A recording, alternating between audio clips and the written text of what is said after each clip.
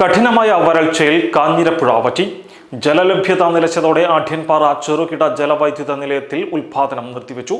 നിലയത്തിന്റെ ചരിത്രത്തിലെ ഏറ്റവും കൂടിയ രണ്ടാമത്തെ ഉൽപാദനം നടത്തിയാണ് വരൾച്ചയെ തുടർന്ന് നിലയത്തിലെ വൈദ്യുത ഉൽപാദനം നിർത്തിവെച്ചത്.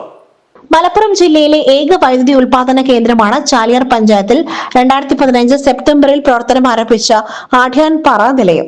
മഴക്കാലത്ത് കാഞ്ഞിരപ്പുഴയിലൂടെ ഒഴുകിയെത്തുന്ന അധിക ജലം ഉപയോഗിച്ചാണ് വൈദ്യുതി ഉൽപാദനം.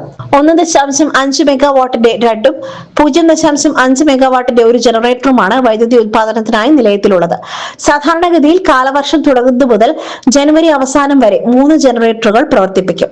വെള്ളത്തിന്റെ ലഭ്യത കുറഞ്ഞു വരുന്നതിനനുസരിച്ച് ഉൽപാദനം 1/2 മെഗാവാട്ടിന്റെ ജനറേറ്ററിൽ മാത്രമായി ചുരുങ്ങും. ക്രമേണ നിർത്തിവെക്കുകയാണ് പതിവ്.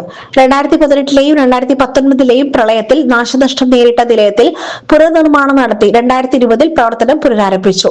7 ദശലക്ഷം യൂണിറ്റ് ഉൽപാദനം നടത്തി. 2021ലെ ഉൽപാദന നേട്ടം 12 ദശലക്ഷം യൂണിറ്റ് സർവകാല റെക്കോർഡായി. അതിനോട് അടുത്ത ഉൽപാദനമാണ് ഇക്കൊല്ലത്തേത്.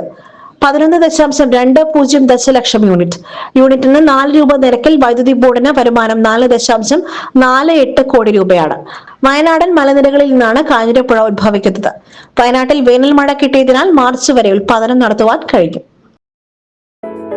Gold, pure gold. Group Nilambur.